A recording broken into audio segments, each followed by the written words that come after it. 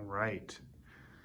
Today what we're going to do is we're going to perform a series of different chemical reactions and observe what happens and classify them, and maybe we can balance them as well. Let's go ahead and get started with this first chemical that we're dealing with, which is copper sulfate. And it's copper 2 sulfate. And so this here is blue because it's got copper in there. It's very, very neat. And so what we're gonna do is we're gonna take 2 pipette fulls. And the way you take a pipette full is you just squeeze it as much as possible. There it is. And you put it in there.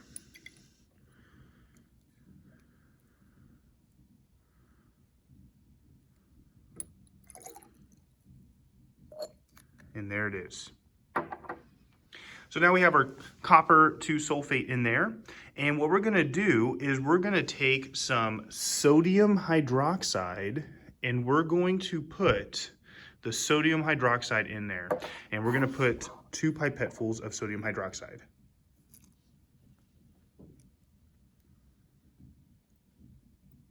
Notice what happens. Notice the color change. And what I will say is, it's not just a color change, but this is a precipitate.